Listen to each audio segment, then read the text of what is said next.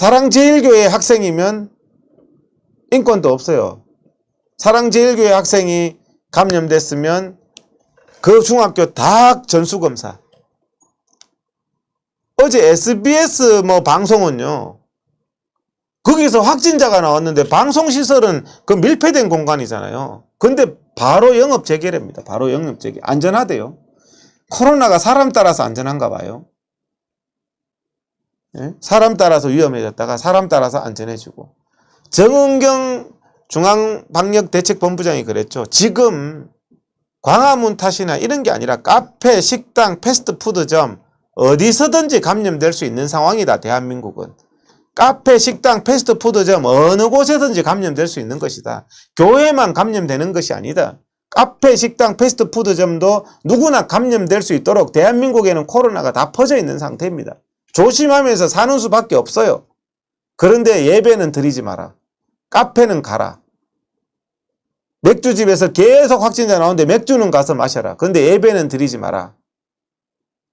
종교의 자유의 기본권을 침해하는 겁니다. 근본적인 부분을 침해하는 겁니다. 우리가 마스크 쓰라. 교회에서 예배 드릴 때 마스크 쓰라. 이것도 사실은 침해는 하지만 아주 제한적으로 침해하는 거죠. 마스크 쓰라. 안전거리 유지해라. 교회 안에서 발열 체크해라. 이런 것은 헌법에서 말하는 최소한의 침해지만 예배 드리지 마라. 카페는 하고 식당은 하고 패스트푸드점은 하는데 정은경 본부장은 나도 카페 가서 지금 감염될 수 있는 상황이다 그랬는데 카페는 하면서 교회는 하지 마라. 카페는 위험성 없습니까? 근데 교회는 위험성이 있다고 예배를 드리지 금지한다고요?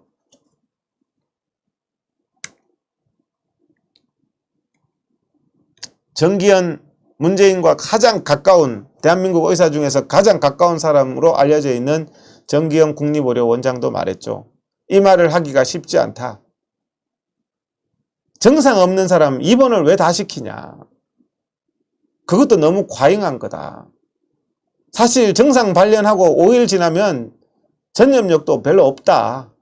그렇게 이런 부분들을 국민들에게 양심적으로 얘기해야 된다. 언론의 역할도 여기에서 매우 중요하다. 코로나를 정치 방역하기 위해서 무조건 공포만 조장하는 것은 잘못이다. 무증상 확진자, 지금 현재 무증상인데 음성이 나왔는데도 강제로 격리시키는 사람이 있대요. 사랑제일교회 간지 2주도 넘었는데 확진하고 열흘이 지나면 양성이 나와도 양성이 나온 사람도 열흘 후에는 격리 해제입니다. 열흘 후에는 격리 해제. 검사 양성인 사람도. 그런데 음성인 사람을 2주 동안 격리하는 건 말이 안 되죠. 그리고 검사 양성인 사람들도요. 일주일 지나면 꼭 검사를 해달라고 하세요. 그래서 음성이 나오면 퇴원이 가능합니다. 마녀사냥입니다. 민노총은 바이러스 없고 민노총은 확진자가 나왔음에도 자가격리도 할 필요도 없고 해운대 100만 명은 정세균이가 몰아넣었기 때문에 문재인 정권이 몰아넣었기 때문에 거기서 확진자 많이 나오면 해수욕하러 많이 가라고 장려했던 정부 책임이 되니까 검사 한 명도 안 하고 제주도에서는 확진자 나와도 한 명도 검사 안 하고 제주도 관광객들은 밀폐된 비행기를 확진자가 타고 제주도에서 인천공항까지 날라와도 검사도 안 하고 오직 광화문 집회만 강제검사, 검사 안 받으면 법의 엄정함을 보여주겠다. 이게 바로 법을 이용한 폭력입니다. 김경수 참 드루킹 부정하고는 송철호 선거 부정 이런 괴벨스와 같은 이 감염병조차도 광우병 때 한번 재미 봤거든요. 광우병 때 거짓말로 나라 한번 한 문장으로 거짓말 했거든요. 머리에 구멍이 송송 난다고 해가지고 온 나라를 뒤집어 엎었거든요. PD수첩도 마찬가지입니다. 그 허위사실이 정말 징역 30년 40년 넣어야 되는 겁니다. 그런데 어떤 처벌도 안 받았어요. 사람들이. 광우병 그 사기 쳤는 그 세력들이 처벌도 안 받았어요. 2008년부터. 그러면서 지금 또 코로나 사기를 치고 있습니다. 괴벨스처럼 방어한 사람이 저 사람들이다 해서 다 숙청한 것처럼 뒤집어 씌워서 8월 15일 이전에 확진자가 발생했는데 분명히 역학적으로 8월 15일 집회 때문에 정광훈 때문에 사랑제일교회 때문에 퍼졌다고 이 거짓말 괴담을 퍼뜨리고 있습니다. 예배의 자유까지 금지하고 있습니다. 국가의 명령이니까 지켜야 된다고요? 제가 신사참배 얘기했지만 신사참배하고 똑같습니다. 신사참배도 국가의 명령이었죠. 근데 예배 드리지 말라는 것은 성경에 위배되죠. 예배 금지하는 것은. 지금 저 말에 복종하는 국가의 명령이라고 복종하면서 고개 조아리고 있는 생계형 대형교회 목사들, 스스로 한번 양심에 손을 얹고 반성해 보세요. 그러면서 카페 가십니까? 교회 앞에 식당 가십니까? 예배는 위험하다고 안 드리면서 전철 타고 다니십니까? 대형교회 생계형 목사님들, 신사참배 때, 일제시대 때 어떻게 했을까요? 국가의식에 순종 안 하면 못판 위를 걸어가야 되는데 목숨이 왔다 갔다 하는데 당신들이 신사참배 안 했을 것 같습니까? 지금 저런 말도 안 되는 저기에도 찍소리 못하고 있는 대형교회 목사들이 무슨 정말 진정한 올바른 신앙을 갖고 있는지 모르겠습니다. 저도 기독교에 대해서 회의가 들어요, 요즘에.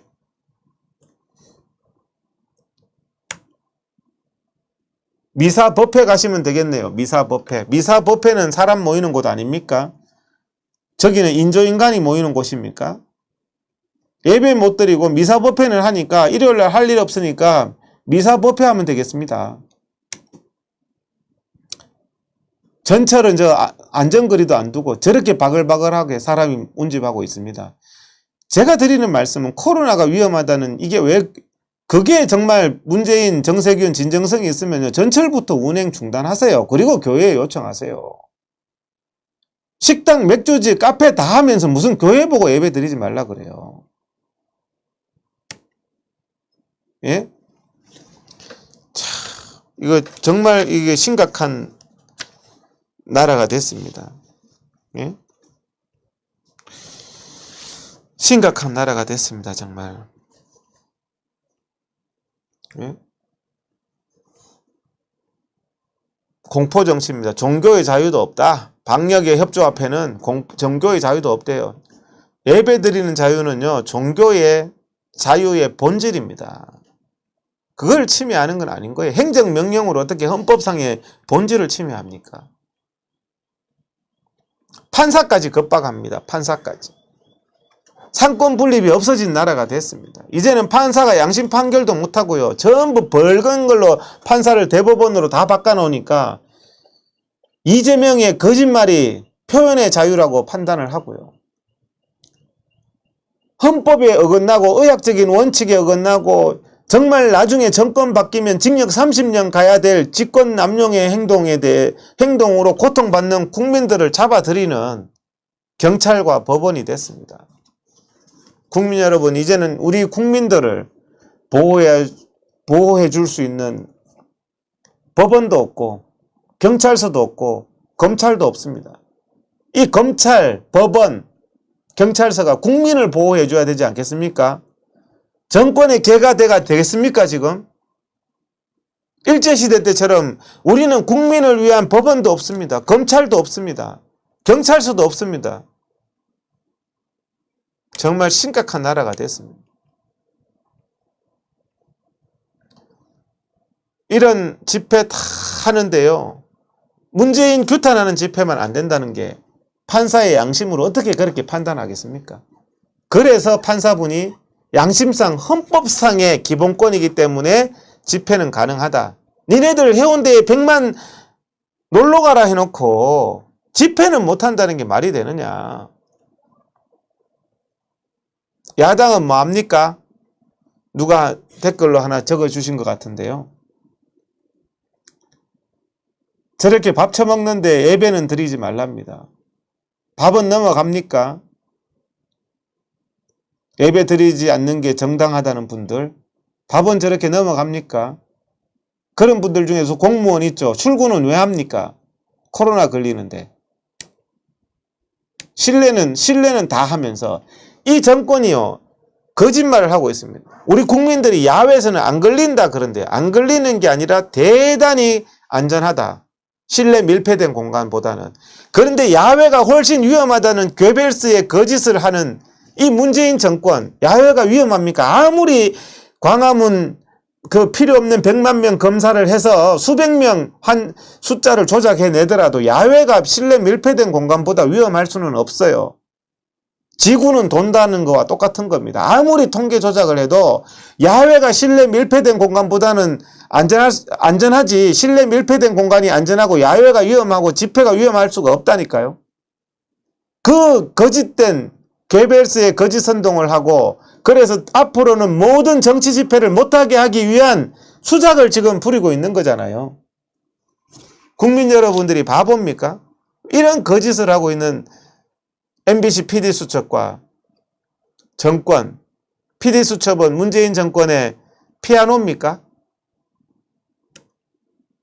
이 국민들의 기본권, 이 국민들의 기본권이 우습게 보입니까? 자, 아까 전에 야당은 뭐하냐 그랬는데요. 야당은요, 저 국민들을 다 극우라고 그럽니다. 극우. 저는 극우가 아닙니다. 저 국민들이 저는 극우가 아니라고 생각해요. 자유민주주의를 사랑하고 자유민주주의를 지키려는 국민일 뿐입니다. 너무나 평범한 국민일 뿐입니다. 뭔 극우입니까? 뿔 달렸습니까? 극우가 뭐냐? 파쇼가 극우죠. 극우. 극우는 문재인 일당이 극우입니다. 국민의 기본권조차 다 침해하는 그게 극우입니다. 우리는 자유민주주의, 국민 개개인의 자유를 존중해달라는 자유민주주의자입니다. 주호영이가 미래통합당 대표인데요. 광화문 극우 세력과는 선긋기에 나섰다. 그리고 뭐라고 하냐면 호남 포용을 하겠다. 지금 대한민국 국민은요, 호남밖에 없습니다. 호남. 민주당도 호남만 국민으로 취급하고, 저 미래통합당도 호남만 국민으로 취급하고, 이 광화문 광장에 나온 자유민주주의를 지키고 싶어하는 국민들은 민주당도 무슨 법정 최고형의 추미애가 한다고 겁박을 하고, 문재인이가 공권력을 보여주라 그러고 앉았고, 법원 검찰을 겁박하고 있는데 야당이란 인간이 똑같이 극우 세력 아무도 보호해주지 않습니다. 야당조차도 보호해주지 않습니다. 지금 국민 여러분, 우리를 보호해줄 수 있는 정치 세력을 만들어야 됩니다. 정당을 만들어야 됩니다. 미래통합당은요, 호남에 가서 머리 숙여서 민주당하고 그 호남표 그냥 경쟁을 하세요.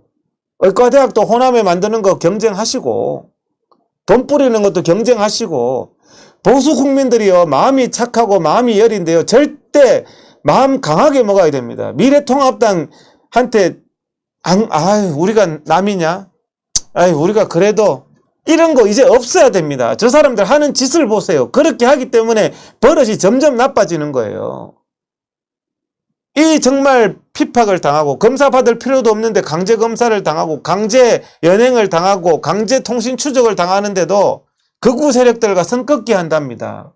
저런 사람들한테 계속 호구짓 할 겁니까? 미래통합당 저런 사람들한테? 제가 말씀드리지만요, 지난번 광화문에 10월 달에 작년에 그 수백만 수천만의 국민들이 나왔잖아요. 그때도 그분들을 대변할 수 있는 정치 세력을 해야 되는데, 배신자 기회주의자들 미래통합당에 앞으로 그런 소리 하시면 안 됩니다. 가장 지금 급선무가요, 누가 10월 3일 날 또 집회하자, 10월 3일 날 대규모 집회 100번 하면 뭐합니까? 10%, 15%, 30%의 국민이라도 그 국민을 대변할 수 있는 정치 세력, 그 국민들의 눈물을 닦아줄 수 있는 정치 세력, 정치 당을 만들어야 됩니다. 미래통합당은 광화문 국민들과는 선긋기를 한답니다. 문재인의 그 인권 침해에 대해서 눈 감기를 한답니다. 그 사람들한테 아직도 우리 미래통합당이네, 우리 한국당이네 이렇게 하시면요, 대한민국의 민주주의는 없습니다. 대한민국의 민주주의를 지키기 위해서는요, 스스로 강한 마음 먹고 반드시 자유민주주의의 당이 나와야 됩니다. 정치 세력이 반드시 나와야 됩니다. 지금 눈물 흘리고 절망하고 죽을 것 같은 고통을 느끼고 너무나 눈물 흘리고 있는 이 국민들의 눈물을 닦아줄 수 있는 당이 나와야 되고 책임 있는 정치 세력이 나와야 됩니다. 더 이상 정말 비겁하게 살지 마세요. 미래통합당은 그냥 차라리 국회 300석이 없다고 하더라도 차라리 민주당하고 통합을 하세요. 민주당하고. 색깔이 더 맞잖아요. 하는 짓이 맞는 거고요. 내부의 적을 구별 못할 때요, 거기는 희망이 없는 겁니다. 미래통합당은 내부의 적입니다. 우리의 적입니다. 민주당보다 더 심각한 적입니다.